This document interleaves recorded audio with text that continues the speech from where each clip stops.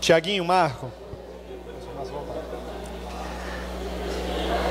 Músicos seculares podem tocar em cultos cristãos?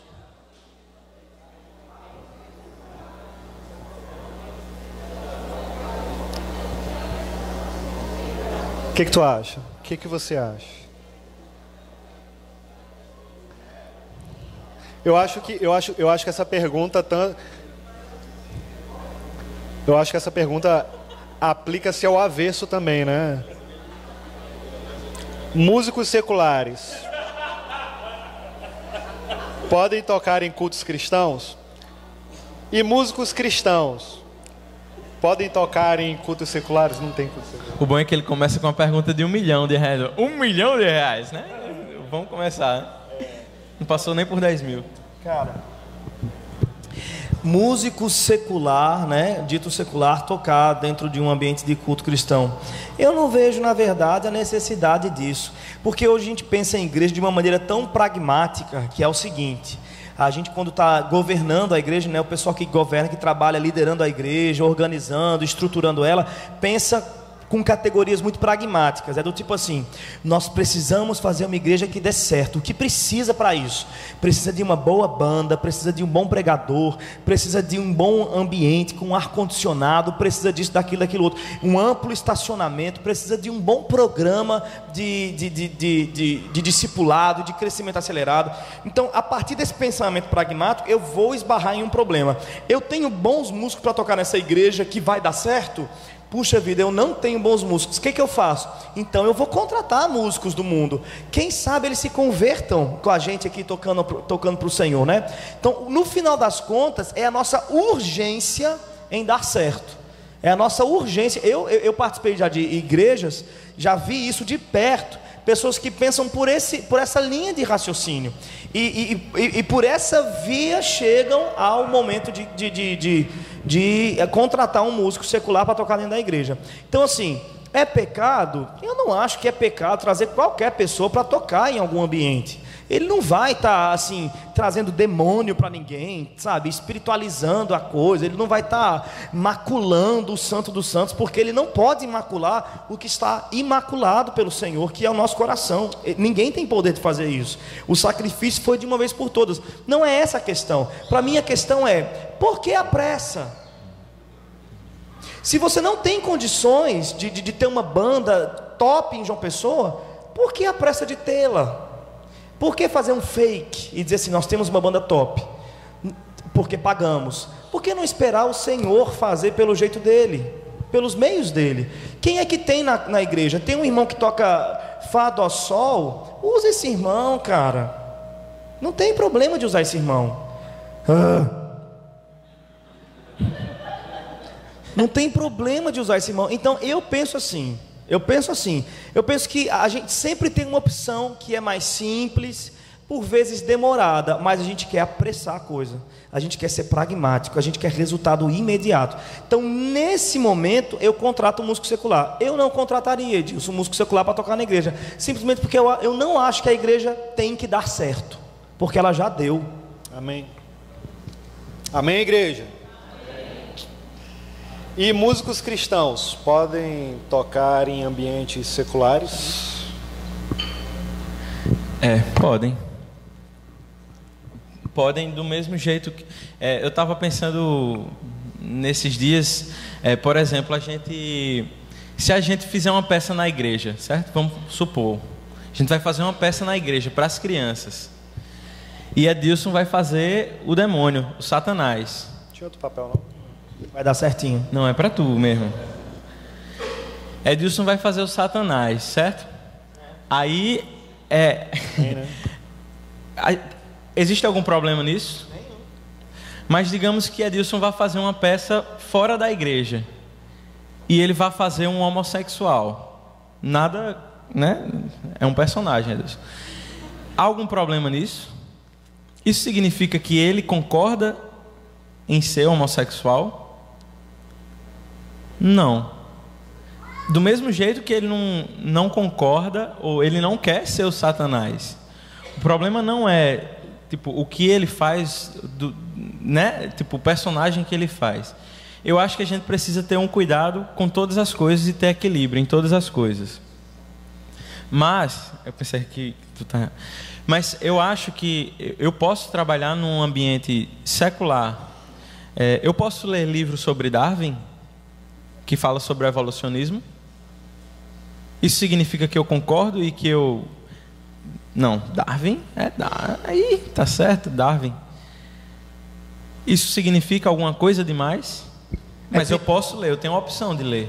A gente tem que concordar que é um terreno perigoso, né? É um terreno perigoso. E uma coisa que Mas é possível ser cristão nesse terreno. Exatamente. Agora, eu acho que a Bíblia ela não trata diretamente sobre o assunto no que diz respeito à música. Mas ela trata de forma geral falando sobre o pecado. E ela diz: se tua mão te faz pecar, arranca tua mão. Se determinado ambiente secular ou sacro me faz pecar, então eu preciso abrir mão disso, porque é mais importante obedecer a Deus. Agora, se eu posso fazer diferença num ambiente secular com músicos seculares, eu não vejo nenhum problema com relação a isso. Eu trabalho num grupo secular, vamos dizer assim, sendo que como eu trabalho numa coisa meio erudita, então as pessoas costumam... Não, música erudita pode tudo. Música popular não pode não. Mas música erudita pode tudo, pode tocar o que for. Mas, na verdade, eu acho que essa discussão ela acaba sendo superficial. E ela não é essencial, porque a Bíblia... ela comunica ao falar muito sobre um assunto e ela comunica a não falar muito sobre um assunto. Quando ela não fala muito sobre música, ela quer dizer que tem coisas que são mais importantes do que música. E aí a gente para muito para discutir coisas que não são tão importantes.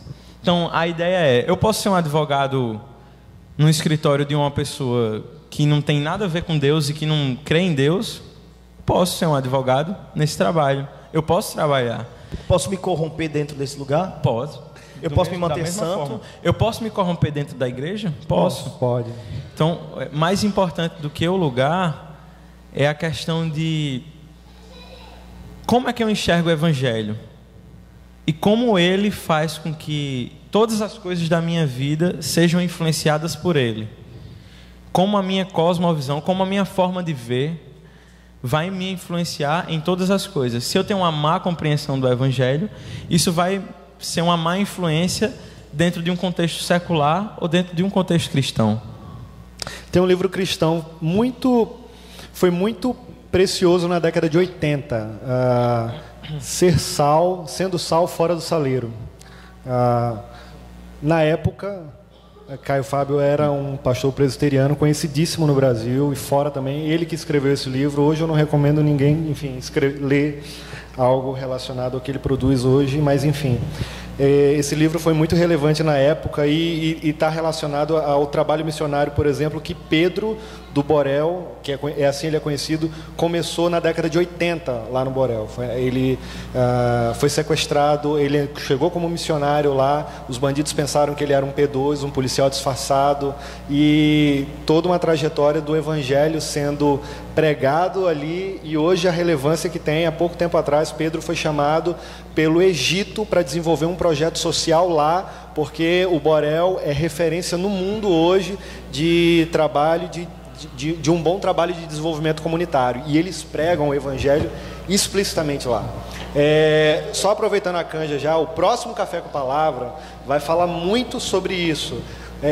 Fé e trabalho, como conectar a sua vocação com o reino de Deus. É muito importante. E aí a gente vai entrar em todas as esferas da sociedade, desde as artísticas, a ciência, enfim, todas, tá bom? Então aproveita no próximo Café com Palavras, se você quiser vir, fique antenado que a gente vai tratar sobre esse assunto.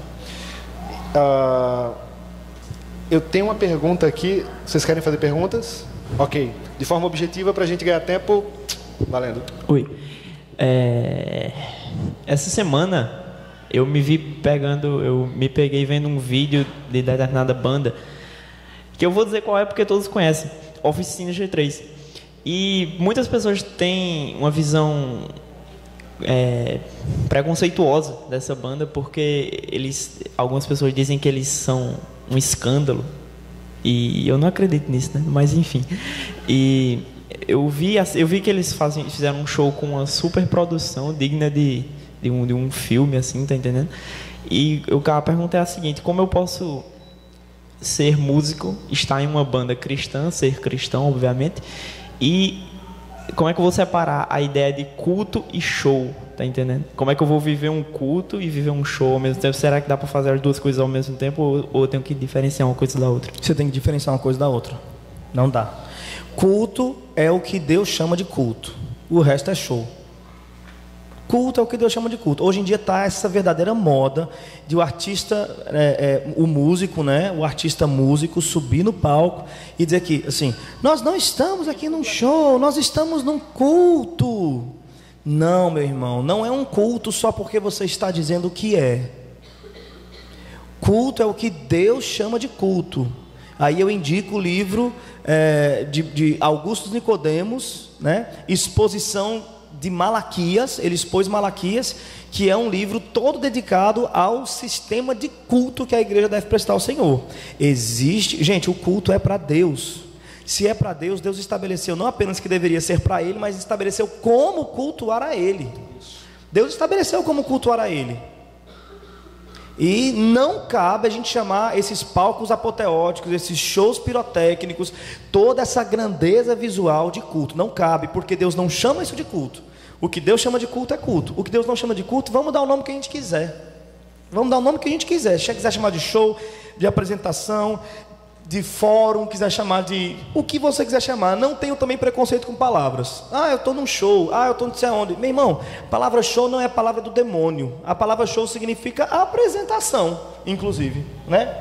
Então, se você quiser... Agora, culto, gente, é o que a Bíblia chama de culto. Então, essa galera que sobe no palco, no meio de um show, de uma apresentação, onde está ganhando rios de dinheiro para fazer aquilo ali, certo?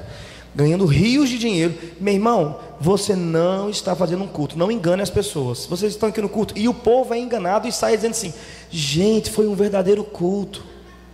E o povo sai: por que foi um verdadeiro culto? Porque eu me emocionei. Olha, não foi só um show, eu me emocionei. Gente, se você tivesse a oportunidade de ir assistir uma peça da Broadway, você sairia tão emocionado quanto do show do Diante do Trono. Eu estou dizendo a verdade. Você sairia emocionado e repensando a sua vida. Mas o show da Broadway é um culto? Não, é um show da Broadway. E o Diante do Trono, quando está na Domus Hall, fazendo aquela miadeira toda, não é culto. Não é culto. Para quê? E gente, se você gosta, não tem problema, gente, de verdade mesmo. Tem problema. O Diante do Trono tem inclusive uma grande contribuição no Brasil no que se refere a louvor, né? A princípio a gente pensava que ia ser contribuições tão positivas, e agora eu não sei mais se colocar na balança se foi tão positivo, mais negativo.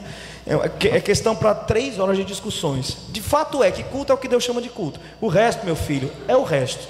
Entendi, rapidinho. Só um minuto. Então quer dizer que eu posso, enquanto músico, formar uma banda, e uma banda cristã, fazer show e ganhar seu dinheiro, fica à vontade. Valeu. Só que qual a motivação do nosso coração como cristão? Só não minta para as pessoas. Não diga assim: nós estamos aqui verdadeiros adoradores, nós estamos adorando. Diga assim: nós somos músicos, estamos fazendo música. Que bom que vocês estão gostando da música, estão pagando por ela. Muito obrigado por isso. Eu agradeço, minha esposa agradece, meus filhos agradecem, tá tudo certo. Pronto. Vamos ser verdadeiros, não vamos mentir para ganhar mais dinheiro, não. Entendeu? Vamos falar a verdade. Exatamente. E não há nenhum problema nisso. Queria eu, gente, ouvir a banda Prumo tocar todo final de semana. Entendeu? É muito bom, gente. É muito bom mesmo. Eu acho maravilhoso outras bandas que eu gosto de ouvir tocar, e eu pagaria para ouvir tocar. Não tenho problema nenhum com isso. O problema é se a banda Prumo começar a dar uma de doido e dizer que está fazendo show lá na Energisa. Não tá. Está mostrando a arte, inclusive arte essa influenciada pela teologia que Deus os tem encaminhado. Eu vou deixar você fazer a sua pergunta, mas eu vou pedir licença rapidinho, só para a gente não perder a sequência desse fio condutor. Tem uma pergunta extremamente relacionada ao que a gente está discutindo agora. Olha só. Tendo em vista, falando sobre o culto, a ordem de culto na igreja, olha só. Tendo em vista, Paulo, quando instruiu a igreja a como se portar com hinos, salmos e cânticos espirituais, como devem ser esses cânticos espirituais, biblicamente falando? Aí, valendo 1 milhão. Aí aqui, ó. É possível incluir ritmos como forró, samba, funk, como cânticos espirituais, como Paulo falou? Muito boa essa pergunta. Meus irmãos, é o seguinte. Em primeiro lugar, cânticos espirituais não está relacionado a ritmo. Porque cânticos espirituais para o Brasil vai ser uma coisa, se a gente estiver falando em ritmo. E cânticos espirituais para a África vai ser outra coisa, se a questão for ritmo. E cânticos espirituais para o Japão vai ser outra coisa. Então a questão já não é mais ritmo. Os cânticos espirituais que Paulo cita 3 vezes, né, ao longo de suas cartas, é um assunto bem complexo de se interpretar assim de cara, né? Essa pergunta de fato vale 1 milhão, né? Mas, assim, de tudo que eu já li sobre o assunto, a opinião que mais me pareceu honesta sobre a ideia de cânticos espirituais é a que diz o seguinte: quando ele fala salmos, ele está obviamente se referindo à inologia tradicional dos judeus, que era o livro dos salmos, né? Composto por Davi, por Asaf, pelos filhos de Emã e mais uma galera. Tem salmos até mesmo de Moisés. Então, o livro de hinos tradicionais, quando ele fala salmos. Quando ele fala hinos, ele está se referindo a um outro livro contemporâneo, porque a palavra hinos para a gente parece uma coisa bem antiga. No caso de Paulo, hinos era o que não era antigo, era o que era mais novo, mais recente, que não era do inário oficial dos salmos, chamava de hinos.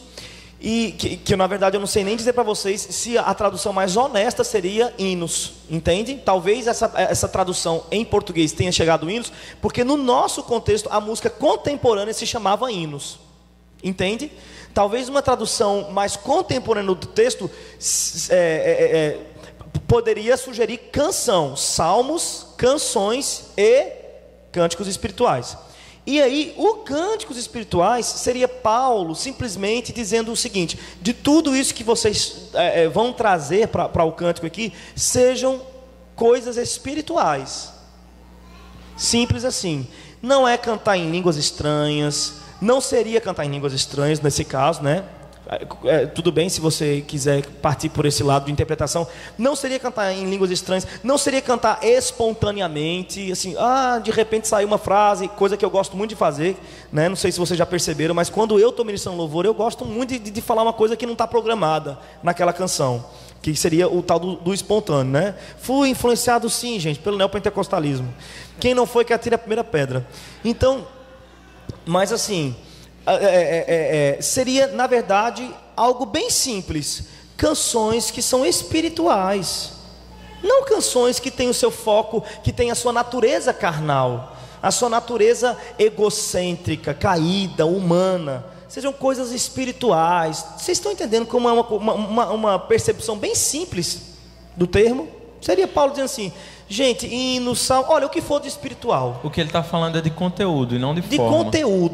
De conteúdo. Que seja um conteúdo espiritual. E isso eu acho que é importante da gente frisar, porque envolve aquilo que a gente tem cantado nesse momento que a gente chama de louvor. O que é que a gente tem cantado? É espiritual? Partindo do pressuposto que louvor significa elogio, o que a gente tem cantado, quando a gente está elogiando, a gente está se direcionando a alguém e não a nós mesmos, geralmente, né? Nesse sentido de louvor. Se a gente está num culto e ele é cristocêntrico, significa que a gente vai elogiar a Deus. O que acontece é que muitas vezes as músicas elas não elogiam a Deus,